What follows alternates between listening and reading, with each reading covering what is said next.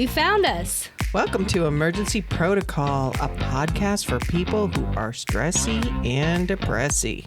We are your hosts, Denise and Jackie Freed. That's my mama. And that's my baby. We are sharing our 12 steps reimagined for today's society. And our bumpy, pothole-ridden spiritual paths. And we're bringing you along for the ride. This is us doing the actual work. When the shit hits the fan, you know it's time for Emergency Protocol.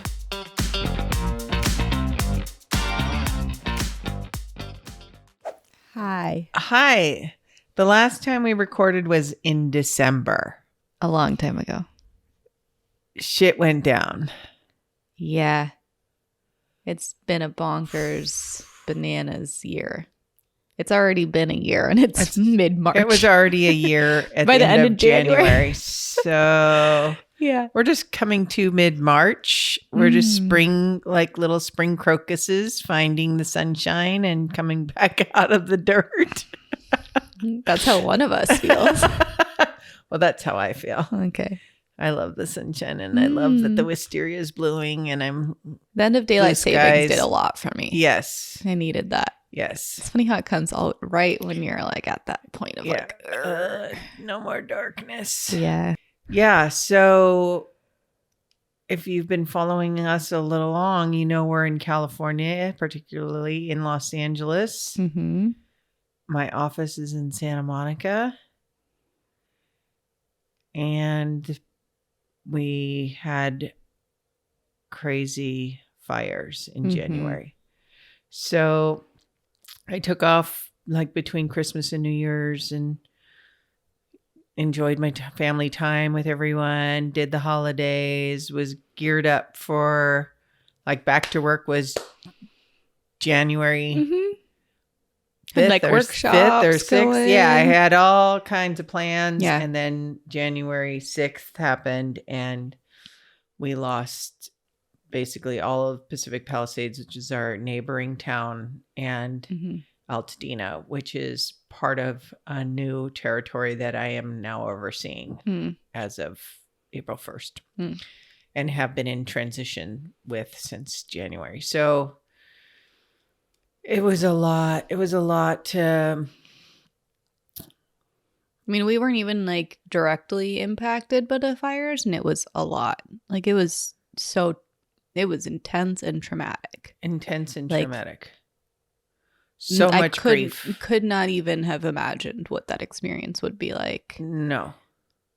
And like how much pain I would feel for our friends and like loved ones who were affected. Yeah. Right? Like, I mean, just in my work organization, not including my close friends and family, we had over 90 people impacted, either with the full loss of their home or the loss of the use of their home because there were no city services, no water, no electricity, nothing. Because basically they were the only house on the block standing, then everything burnt around them.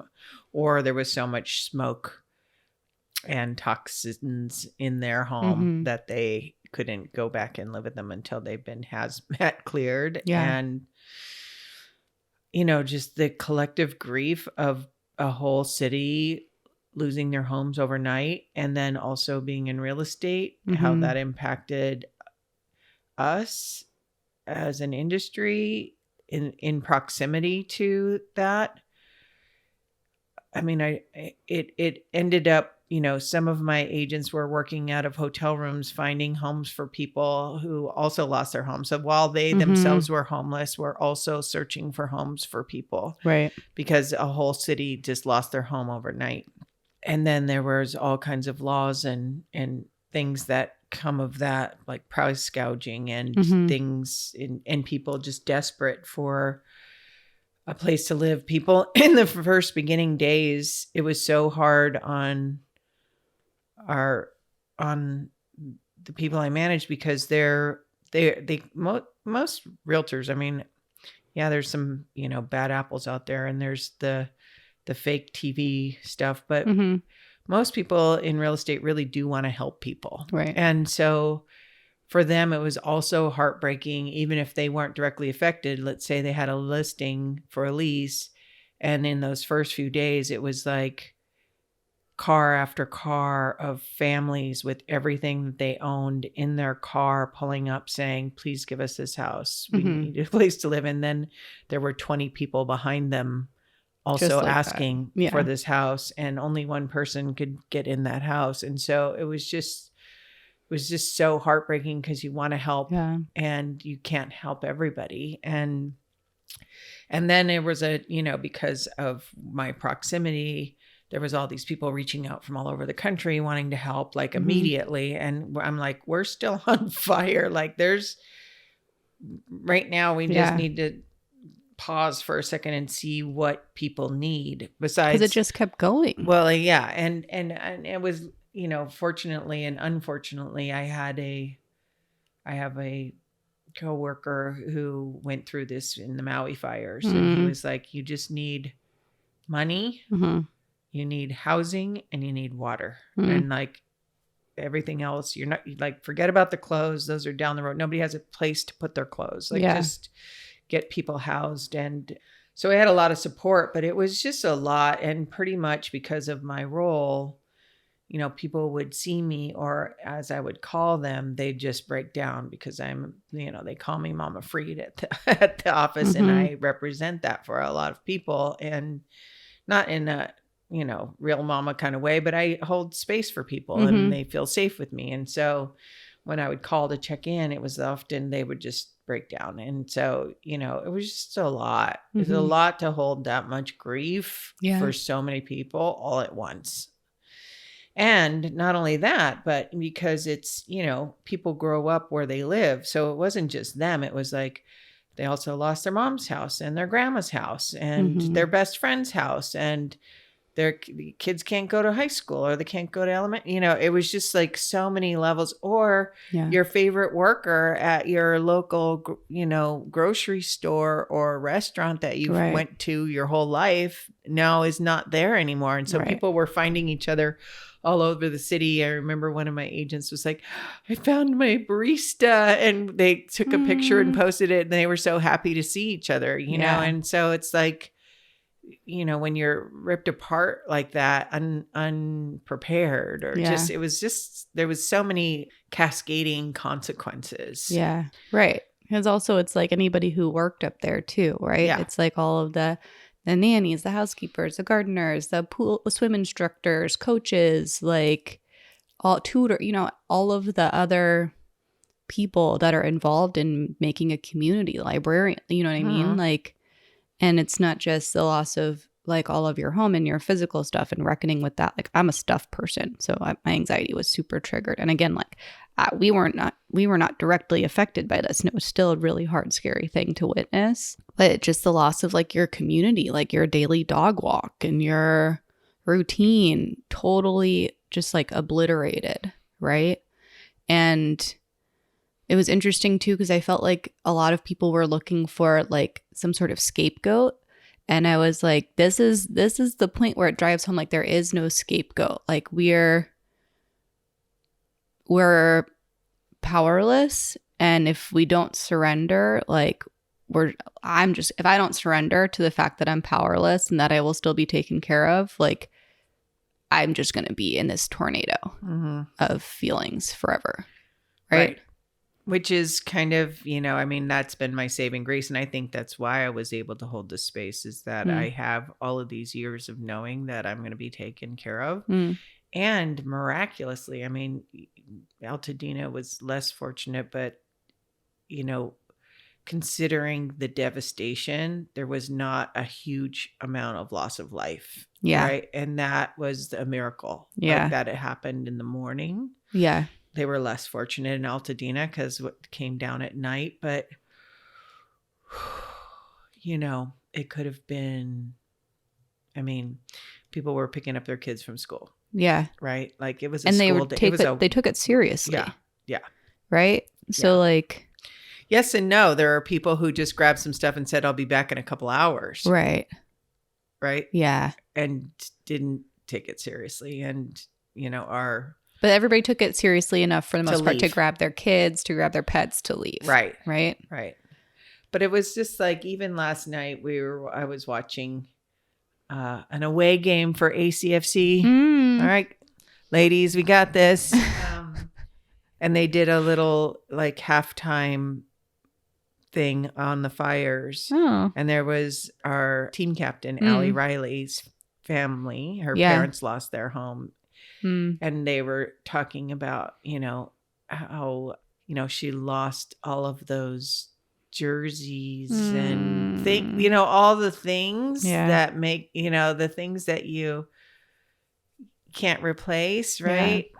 From playing in the Olympics and you know what I mean? And it's so, you don't think about all of those little things until they're not there, and then you go to get it and it's not there. And so I can't imagine what that is like on one hand. On the other hand, I can also see how freeing it could be to like be fresh and start over. Right. And just be like, stuff doesn't matter. And what does matter, and what do I want my life to look like at this point, which I think people are still reckoning with. So all that to say, steps 1, 2, 3, well, all the steps actually, and 6 and 7, because part of it is like, am I being my best self with these people? Am I saying the right thing? Am I saying the wrong thing? Am I really being present for what they need right now, honoring what's happening? We set up a little donation station for a few weeks in our office and just welcomed people in to get toiletries and things for the kids and jackets and all this stuff. And yeah, it seems like so long ago, but Jesus, it's been so when we say it's been a year, it was a lot. It's a lot. And also because I am in a leadership position, all eyes turned to me and we're like, what are we doing? And I'm like, this is also my first natural disaster. Right. Like, I don't know what we're doing. And so there was this overlay feeling of the first weeks of shutdown of COVID, except for that we were experiencing it in a bubble. So like in Santa Monica, we'd feel it more. But if you went down to Marina Del Rey or the South Bay, Manhattan Beach, it was just people out having lunch like nothing ever, Right. So there wasn't that communal feeling of there was within LA, but it was not like COVID. It was yes. Yeah. And one of our friends kind of made the analogy that it was almost like, because she had been in New York during 9/11.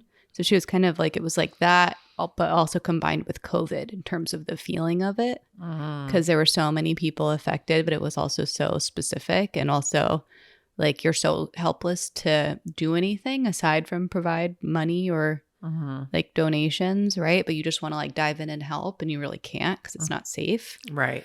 Yeah. Yeah. So yeah, I've been leaning into, I'm all in on my higher power. And, some people will say, well, if there's a higher power, why did this entity or whatever allow this to happen? And I'm like, the earth is the earth. Like, we're fucking it up. And it's like, for me, it's like Darwin, the greater species will prevail. And right now Earth is like, you guys need to go. Like, if you're not going to take care of me, we're just going to take care of you. Right. And so that's the way I feel about it. But that's just my own little thing of like, climate change is real. Like everything that I've read, and I just read another article today from a photographer who went in right after, and he was like, as it was going, he's like, couldn't even barely open the car door with both hands because the wind was so strong. Like there was no stopping. He was like, it was like pissing in the wind. These guys are trying to put this house out, and it's like to keep it. It was already gone, but it was going to affect the next houses over, and it was just. There's just no way. Yeah. So there, and like you said, the scapegoating thing is like, water. It's easier to find something to point at than to admit that we kind of contributed to this situation and also were completely out of control. Right. Right. Yeah. So, and also, one of my people, I almost, he really almost died. Mm-hmm. He had to flee on foot down a canyon to get out. Yeah. And, you just realize how fragile it really is, right? And in the moment, it could change everything, right? And so here we are now in March. And also, so just out of that, there was all kinds of contractual changes and management stuff and me taking on this new role in this expanded territory, which pretty much covers all of LA with the exception of skipping over the middle of Beverly Hills. And it's a lot of, it's been a lot for me for the last few months, but I feel like I'm coming out of the ether now, and it feels really good to be kind of, okay, the sun shines out. I walked and got a salad the other day, and the wisteria were blooming, and it was like really nice to feel some sense of back to life. But at the same time, I know that a lot of the people I love and care about and work with are still impacted. And so I still have to be sensitive to other people who are not in this space. Because for everybody who wasn't directly affected, it's basically like over now, right? Yeah.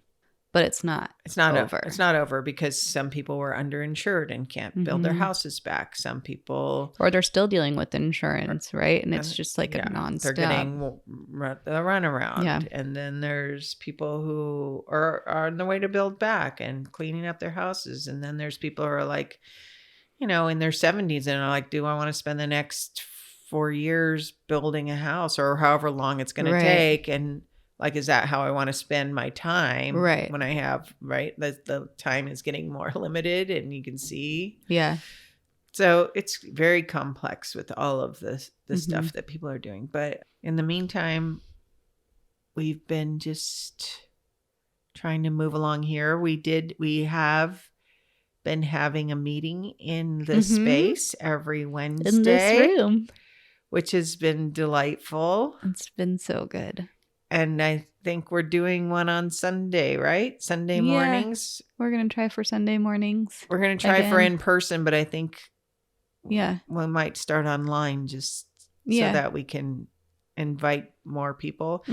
We're in a little space, so there's only room for like 6 of us. Yeah. Here, 8. It's a little tight. It's a little tight. And so, we're hoping that we will find a space soon. Yeah. And we have a few things we're looking at. If you have any space suggestions, like if you happen to own a business that is closed on Sunday morning, or you know of somebody that is renting a space or would be open to renting a space, like we are funding this ourselves. So it's not like we can shell out for a like premier event space.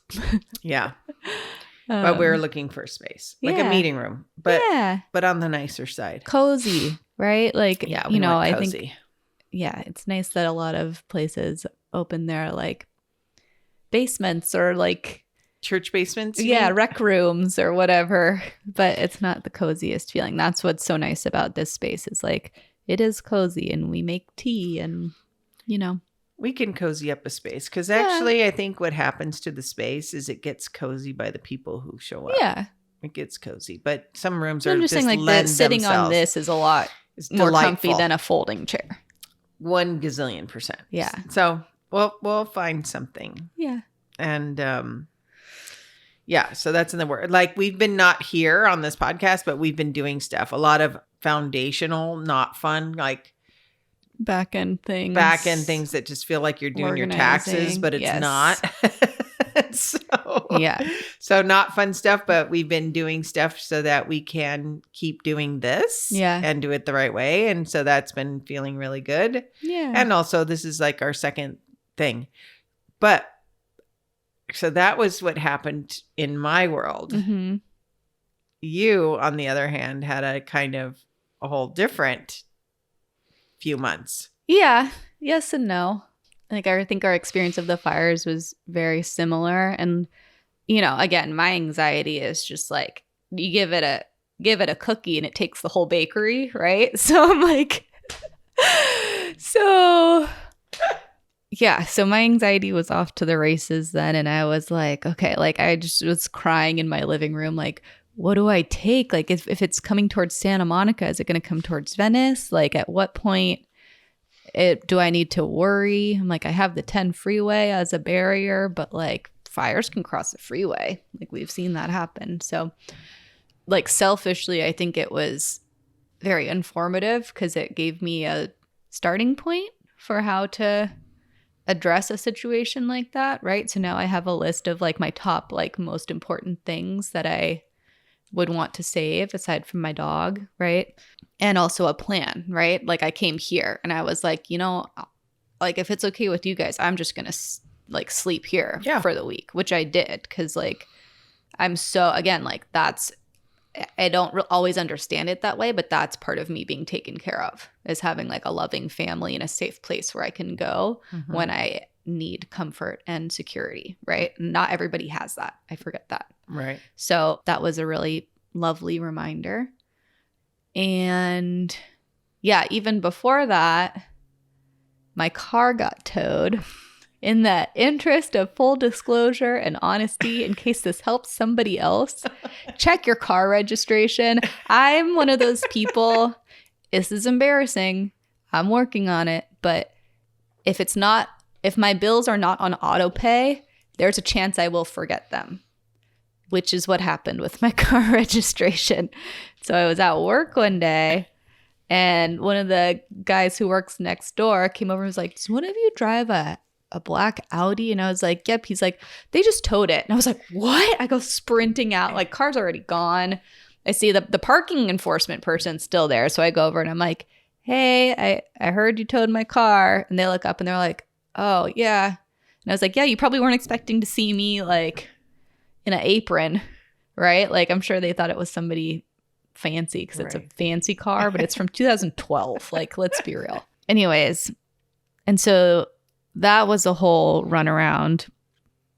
I again realized how much privilege I have because luckily Dad was able to pause his work and come and get me. But the chain of like events that has to happen to get your car released and the time pressure that you're under is insane. I don't know if anyone else is, I mean, I'm sure people have had this experience, but like if you don't have time and money and resources, like I don't know what you would do in that situation, right? You would be carless. Yeah. Yeah, literally. Like and those fees would build up as it sits in the tow lot. Right. So this is what we had to do. We had to go to AAA because I figured that would be faster than the DMV. So I went to AAA, paid the registration, which was a lot. Then take that payment. And she was like, okay, well, looks like you also need a smog check. So can you go get your car and get a smog check and then come back and we'll issue the certificate? And I was like, I'm here because they took my car. Like I can't get to it. And she was like, oh. So she gave me a 1-day like moving permit. So I had to take that. And then I had to go to the parking enforcement office and show them that I had paid my registration so that they would give me a vehicle release permit. And so then I had to go from there to the tow truck office, which was separate from where they were keeping the car. So the payment office was like down by LAX. So I had to go up to Santa Monica, like North Santa Monica. And then I had to go from Santa Monica to Westwood, from Westwood down to like El Segundo to pay. Then once I paid the tow people money to give my car back, then I had to go from there to the tow yard and wait for them to release the car in Marina Del Rey. So like, again, I just, I kind of feel like an idiot because I'm like, yeah, I understand that like it's hard to not have money and to not be as resourced, but like over the last couple of years, I've had a really eye-opening experience. Like I'm so embarrassed that I didn't realize what that's like, right? And having this type of experience, like it's completely my fault, right?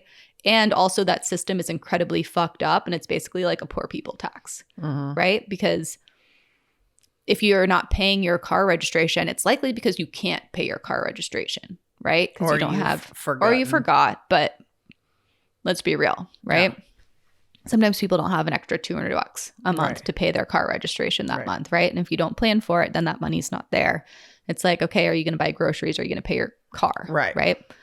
So that's been very embarrassing and humbling because I didn't realize that how much I didn't know or how much I was making assumptions about how life functions for people. That was 5 days before the fire started. So luckily I got my car back. And also you're under a time pressure because all of these places close at 5. And this was like at 2:30 in the afternoon. So it was like sprinting around. Yes, we got to the car tow place at like 4:30. And then I had to find a smog check that was open because I only had a 1-day moving permit for my things. And then I had to go. Luckily, my smog guy was the last one in. Shout out to the smog guy at Handy J. It's not actually Handy J, but they're attached to Handy J Car Wash on Washington. Got me in last minute, last customer of the day. And then first thing in the morning, I dropped my thing off at DMV and she gave me my stickers. That's crazy. Crazy. Yeah. And then also you had some job things and some application-y things. So what else has been going on with you besides your car tow? Yeah, I'm officially applying to grad school. We'll knock on wood. Hopefully that works out. I have 1 application left out of 6. So it feels good to actually be getting things done. I am also nervous about what happens if I don't get in because that's just that'll be a reinforcement of oh, I'm a piece of shit. My undergrad GPA is terrible. I can't do it, blah, blah, blah.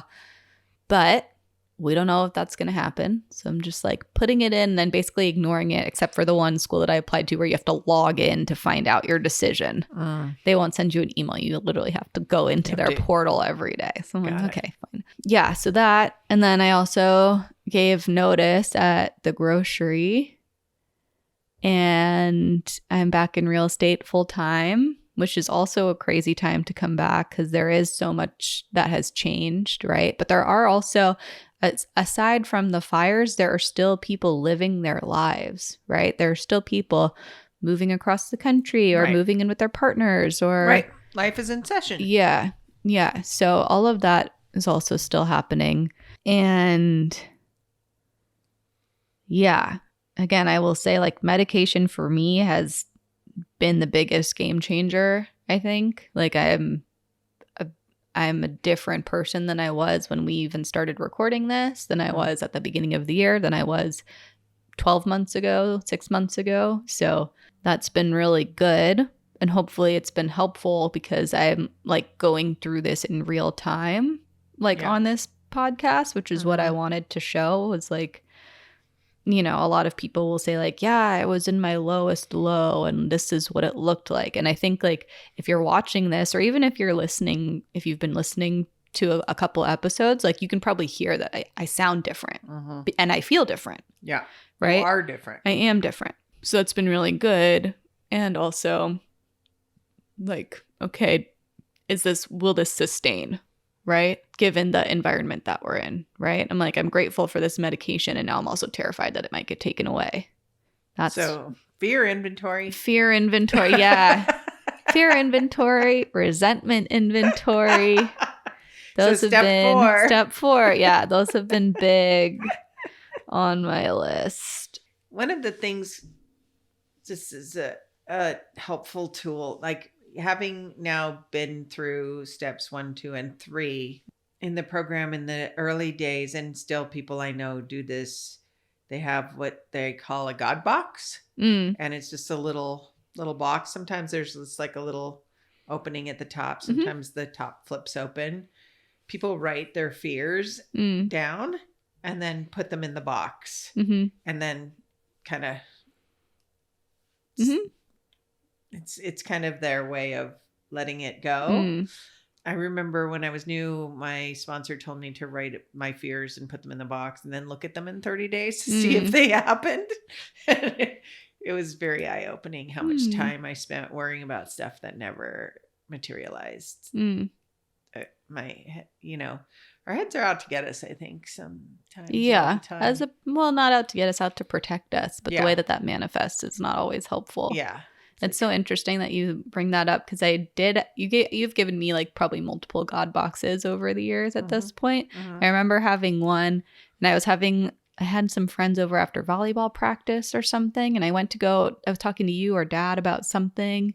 And I came back and they had like found the box and opened it. No. Yeah. And that felt like such a violation of my privacy. Oh my God. That I like it didn't feel safe to write stuff down. Wow. And now that I'm thinking about it, like that maybe is why I don't feel safe writing down my inventory, even though I live alone with my dog. Like Nala's not going to be opening my notebook to read it. Yeah. That is invasive. That was, I'm sorry. That's the first time I'm hearing about that. Oh, yeah. I mean, there were other things like that happened too. Yeah. But it's so interesting when your trust is betrayed, how it shuts you down. When I was newly sober, on the newer side, I don't know what.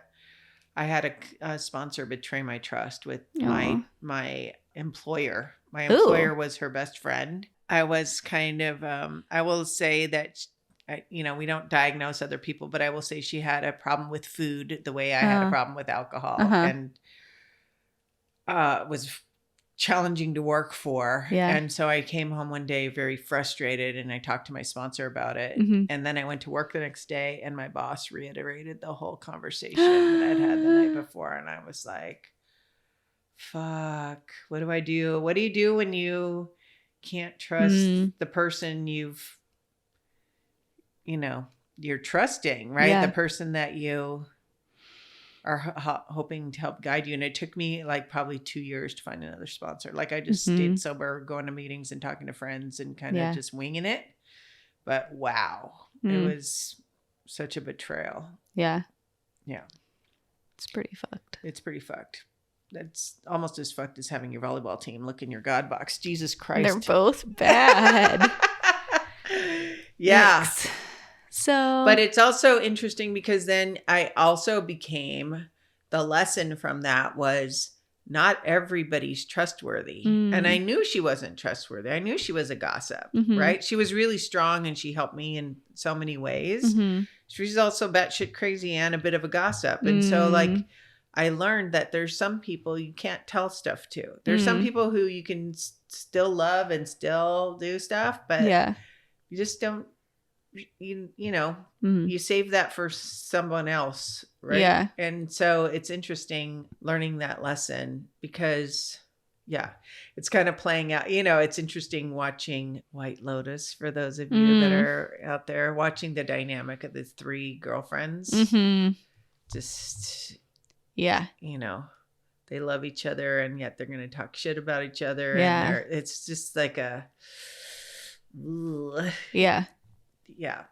It's so interesting. I feel like the lesson that I got from that was like, don't go snooping through other people's shit. Because I'm very nosy. And if I was like, at that time, if I was left in a room, like, and I saw something, I'm like a little magpie. I wouldn't necessarily like, but I was good enough to not get caught, at least in my mind, right? So I tried to put stuff back exactly as it was. And I was like, oh shit. Yeah. Like, I can't, if somebody's going to tell me something or show me something, it's because they want to. Yeah. Right. And so since then, I'm like, again, I'm nosy as fuck. Like if I will sit and listen to all the tea, I do listen to all the tea. Yeah. I don't snoop. I don't like. No, I mean like I'll snoop together on somebody's. You know what I mean? I'll Instagram snoop. I'll Instagram snoop, and also if you were telling me that you were like, Jackie was seeing somebody in college, and she's like, "I'm not telling you who because you're going to be weird and you're going to find them and you're going to die." She's like, "No," and so. I think she let it slip that he played soccer. And so the next thing you know, I am knee deep in the Wesleyan. And I was like, oh, so you're dating Greg? Which I was. She's like, what the fuck? I'm also that way about real estate. Just Boundaries. FYI, I can remember everybody's address, but I can't remember people's names. Yeah. But she would say, oh, I went on a date and he owns his own house. I'm like, oh, what's his name? And I'm like looking up the house and when he bought it, who was the agent that they used? So anyway. So yes, I'm also a snoop is what I'm saying. I'm pulling down my own covers of snoopiness. Yeah. But that kind of fact finding I keep inside. Like I don't No, I'm not going to tell anybody. Yeah. But no. I will look it up. Fuck. Yeah. All right. So that's what we've been up to in a That was nutshell. January. That was January. We'll keep going. We'll catch you up to March in our Yeah. next episode. But yeah, that was January. Yeah. Fucking hell. That was a Yeah. lot. It was a lot. It was a lot. Like it's kind of I'm kind of sad that we weren't recording then, but like at the time it's kind of your priorities, right? It's like, is recording this a priority, or like, do I need to sleep in this room because our friend had to evacuate their house and come over with her dog, and like Nala couldn't be in the house with them, so we slept back here, right? Exactly. Like that's the kind of prioritizing. And we weren't even going outside because the ash and smoke was so bad that it was like toxic. I'm still scared. Outside. I just still don't think the air is safe. I mean, I was masking for like a full month after the fires, but yeah. So we're still in our whatever we're in over here, the aftermath and the recovery of what we experienced. But when we were in it, it was a lot. Yeah. It was a lot. It was like the first time too I watched the news since the LA, like since COVID, and when there was like a bunch of riots happening in in protests and things that were a little scary. And so but then after like 2 days of it, I was like, I gotta turn this shit off. I was just like on this loop of watching things burn, and you could see, you could start recognizing the same clip over and over again. I was like, oh, I gotta turn this off. Like this is well, I went from normally my thing that I obsessively track is the California drought monitor. Which is a precursor to the fire and wind situation. Yeah. And so then during the fires, I was like obsessively refreshing the map, like all day at work, at home, the fire Googling, like trying to track where it was, how like what areas were under evacuation or notice or warning, like trying to calculate which friends and family we had nearby and like what their risk was. Right. Or one night, my friends, again, there's, people who were not as impacted, right? And they're like, let's still have dinner. And I was just like, okay, so we have dinner and I'm driving home and I see Jackie. Don't cover your face while you're talking. I see I call Jackie on the way home. And I was like, wow, I'm on this street and I can see the flames at the top of the ridge. I'm going to drive a little closer and see which way. And she's like, don't drive into the flames. Oh, you fucking idiot. Don't do that. Like, come home. But I was literally, it was like Friday night. It was like around 9:00. And I could literally see flames at the top of a ridge of mountains that are close by. And I was like, I need to know before I go home, are those flames coming this way down the hill or that way down the hill? Because they were literally at the top of the ridge. Like I wanted to see, and there were other people because we have this little elevated hill kind of close by. And there was also a ton of people on the nearby hills also looking to see like, what is this coming towards us? Or and I came back and you didn't know. And like I packed a little more stuff. Yeah. This is the other crazy thing that I have to say. When I packed, they're like, okay, pack a go bag. My go bag, when I unpacked it, had one pair of Lululemons, a t-shirt, shoes, two pairs of socks, 2 pairs of underwear, 2 bras.